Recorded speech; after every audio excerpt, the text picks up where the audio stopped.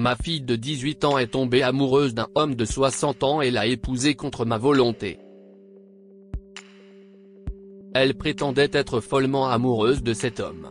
J'ai été choqué lorsque j'ai découvert une vérité glaçante à son sujet.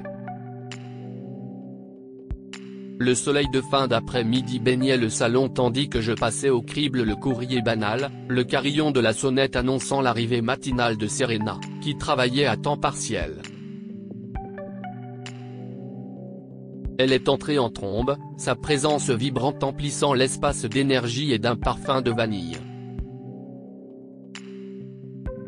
J'attendais avec impatience cette période du mois où elle me rendait visite. Et, papa, tu ne vas pas croire ce qui s'est passé avec ma colocataire, Jessica.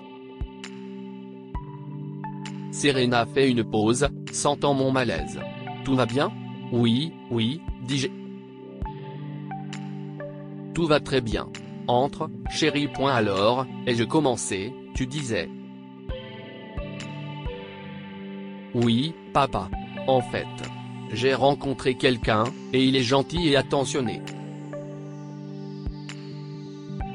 Edison. Il m'aime vraiment. On veut se marier. Mais il a 60 ans. Le mot 60 m'a frappé de plein fouet. Ma fille, âgée de 18 ans, avec un homme de 60 ans, presque 3 fois son âge? L'inquiétude et l'incrédulité brouillent mon jugement. 60 ans, Serena? CIST. Tu ne vois pas le problème? Là je ne définis pas l'amour, papa. Edison me comprend, il croit en moi. Mais qu'un est-il de l'avenir, Serena? Il est beaucoup plus âgé.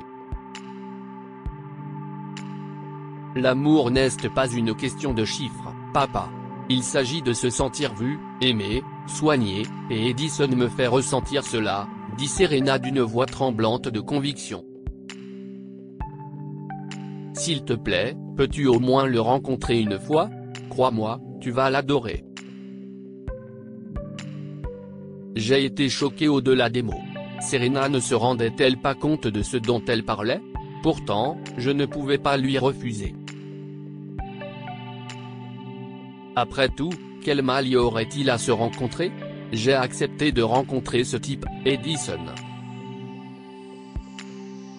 Le lendemain soir, chez Edison, j'ai eu besoin de souffler et je suis allé sur le balcon. CIST alors que j'ai entendu une conversation. Annie, voyons, me dit la voix douce d'Edison. Je suis ton frère.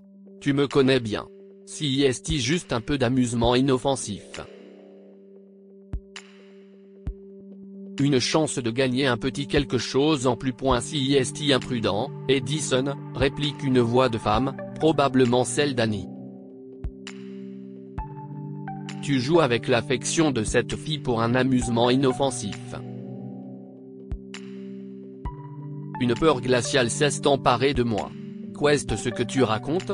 Aboie Edison. Mon cœur se serra. Edison se servait de ma fille juste pour un pari. J'étais furieuse. Je me suis précipité à l'intérieur et j'ai trouvé Serena. Serena, on s'est fait avoir. Pour lui, ce n'est qu'un jeu. Je l'ai dit d'un ton brusque. Papa, de quoi tu parles? Serena a eu l'air très confuse, puis choquée quand je lui ai parlé du pari. Il te ment, Serena. Il se sert de toi, ai-je dit, la voix brisée. Ces paroles m'ont piqué, mais je savais que nous devions d'abord nous occuper de la trahison d'Edison. CIST alors que je l'ai vu entrer dans la salle à manger. Edison. Je n'ai pas pu me contenir plus longtemps. J'ai perdu les pédales et je l'ai frappé au visage en criant, « Ne t'approche pas de sa fille, sale type !» Mais Serena était furieuse contre moi. Arrête, papa. CIST ma vie, pas la tienne, a-t-elle crié en me repoussant. Je savais que, quoi que je dise à ce moment-là, Serena ne prendrait pas mon parti. Elle était aveuglée par le faux amour qu'Edison lui avait montré. J'ai fini par partir, le cœur brisé mais pas vaincu. Je devais sauver ma fille. J'ai donc appelé un ami détective privé. Quelques jours plus tard, il m'a remis un rapport sur le sombre passé d'Edison, fait d'échecs et de dépendance au jeu. C'était ma chance de montrer à Serena la vérité sur Edison et de la récupérer. Le rapport mentionnait Duker, l'ancien partenaire d'affaires d'Edison, qui s'est retrouvé à la traîne à cause des déboires d'Edison.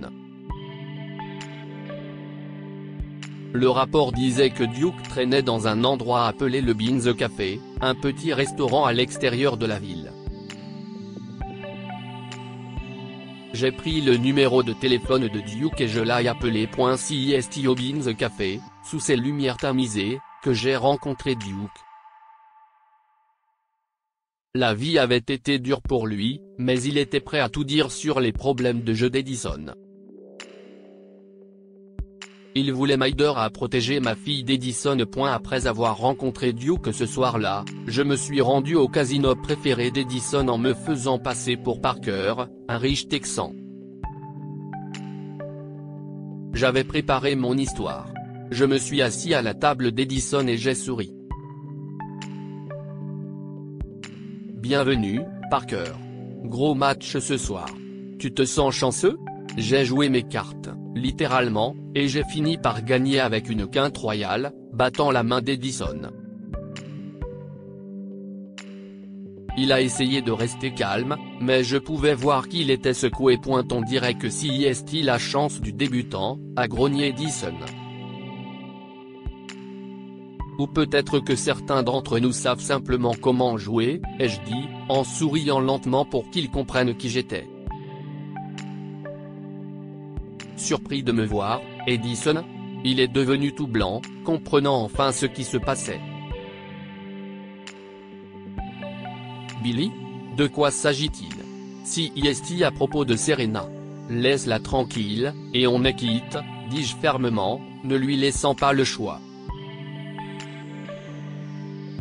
Ou bien, ajoutai-je, tu peux régler la dette tout de suite. En liquide. Et disons que j'ai des méthodes peu conventionnelles pour recouvrer les dettes. D'accord, je ne m'approcherai pas d'elle, a-t-il dit à contre-cœur. J'ai quitté le casino avec l'impression d'avoir gagné, mais aussi avec inquiétude. Edison a cédé trop facilement, et je ne peux pas me débarrasser du sentiment que ce n'est pas la fin de l'histoire avec Serena. Le lendemain matin, la fureur m'envahit lorsque le message vocal de Serena retentit à nouveau. Pourquoi ne réponds-tu pas à mes appels, chérie? Le désespoir m'a poussé à appeler son amie, Sarah, qui m'a joyeusement informé des fiançailles de Serena avec Edison, une nouvelle qui m'a laissé pantois. Des fiançailles? Avec Edison? J'étais choqué. Oui. Serena ne vous l'a pas dit? Vous devriez venir, M. Thompson. CIST au Grand Spring, ça commence à 8 h, répondit Sarah, inconsciente de mon choc. En arrivant au Grand Spring, j'ai vu Serena, rayonnante de bonheur, et Edison, plein de charme parmi les invités. Mon cœur s'est emballé alors que je m'approchais d'Edison, ma colère atteignant son paroxysme. Il faut qu'on parle, maintenant, dis-je en le tirant sur le côté. Maintenant? Pendant la fête? Edison a souri, mais je ne l'ai pas laissé faire et je l'ai entraîné dans une salle de bain pour lui parler. Tu crois que tu peux entrer comme ça et prendre la vie de ma fille? L'ai-je accusé en le plaquant contre le mur.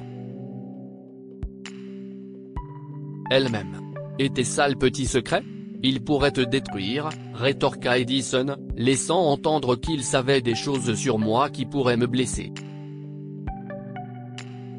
Mais tu ne l'auras pas. Pas sous ma surveillance, lui ai-je dit, même si sa menace de parler à Serena de mes erreurs passées m'a ébranlé. Peu importe à quel point je détestais ce vieux salaud, je devais admettre qu'il avait raison. Serena était déjà contre moi. Je ne pouvais pas me permettre de la perdre pour toujours. Vaincu et le cœur brisé, je me suis retrouvé dehors, les lumières de la ville semblant se moquer de mon incapacité à sauver Serena des mensonges d'Edison. Je me suis assis sur un banc, accablé, et j'ai caché mon visage dans mes mains. Alors que j'étais perdu dans ma tristesse, une toux a retenu mon attention. En levant les yeux, j'ai vu une femme qui se tenait là, grande, avec des cheveux gris, paraissant douce dans la faible lumière. « Vous êtes Monsieur Thompson, n'est-ce pas ?» demanda-t-elle doucement. Annie, la sœur d'Edison ? J'ai été surpris de la reconnaître. Elle me fait un petit sourire. « Oui, nous nous sommes déjà vus. Chez Edison, quand vous avez essayé de sauver votre fille », m'a-t-elle rappelé. Je m'empresse de lui raconter l'embrouille avec Edison et la façon dont il a piégé Serena.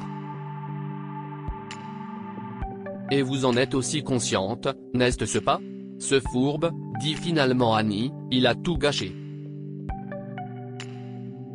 Il a tout gaspillé, notre héritage, mes économies après des années de représentation théâtrale. Tout est parti pour combler son addiction au jeu. Nous pourrions l'arrêter, ai-je dit, pensant qu'elle voulait peut-être nous aider.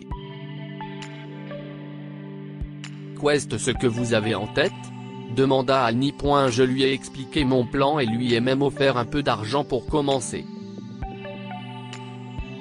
Considérez que si est un début, ai-je dit. Je vous écoute, a-t-elle dit, intéressée. Nous avons donc mis notre plan à exécution lors du mariage. Annie était là, prétendant n'être qu'une invitée parmi d'autres. Au moment où Edison passait la bague au doigt de Serena, une jeune femme s'est levée et a crié « Si est un menteur ». Puis une autre femme s'est levée, racontant son histoire sur les mensonges d'Edison. D'autres personnes ont pris la parole, exposant toutes les mauvaises actions d'Edison. Edison a tenté de nier. « Non, elles mentent. Je ne les connais même pas », dit-il, mais il s'effondre au fur et à mesure que tout le monde voit son vrai visage. Notre plan a fonctionné. Le mariage s'est transformé en un lieu où tous les mensonges d'Edison ont été mis à nu pour que tout le monde puisse les voir. Dans un moment de tension, une femme plus âgée s'est approchée de Serena. « Ne tombe pas dans le piège, ma chère. Il n'y a que des ennuis. Éloigne-toi de lui tant que tu le peux. J'en ai été victime moi aussi, » dit la femme avec fermeté. Par le biais d'un appel vidéo, j'ai vu le monde de Serena s'effondrer alors qu'elle jetait son alliance, son rêve de bonheur brisé. C'était le point culminant du plan que j'avais élaboré avec Annie et son groupe d'acteurs pour montrer à tout le monde qui était vraiment Edison. Serena est sortie de l'église en courant, manifestement blessée, mais c'était le seul moyen de la sauver d'une terrible erreur. Les choses sont devenues encore plus sérieuses lorsque la police est venue arrêter Edison, montrant clairement qu'il allait enfin devoir faire face aux conséquences de ses actes. Même si l'aide d'Annie m'a coûté cher, le fait de voir ma fille libérée d'Edison en valait la peine. Lorsque j'ai rencontré Serena chez elle plus tard, ce fut un moment très émouvant. « Papa, je suis vraiment désolé. J'aurais dû t'écouter », a-t-elle pleuré. Je l'ai prise dans mes bras et lui ai montré un billet d'avion pour Boston, afin de lui rappeler son rêve d'étudier le stylisme. « Il est temps de repartir à zéro, de poursuivre ton rêve, lui ai-je dit. Elle m'a regardé, reconnaissante et pleine d'espoir. « Merci, papa. Je t'aime, a-t-elle dit. Toute cette épreuve m'a rappelé à quel point il est important d'être là pour nos enfants et de faire tout ce qu'il faut pour qu'ils soient en sécurité. Si seulement j'avais été là pour Serena, elle ne serait jamais tombée amoureuse de quelqu'un comme Edison. J'ai appris une grande leçon et j'ai décidé de faire de ma fille ma priorité. Dites-nous ce que vous pensez de cette histoire et partagez-la avec vos amis. Elle pourrait bien illuminer leur journée et les inspirer.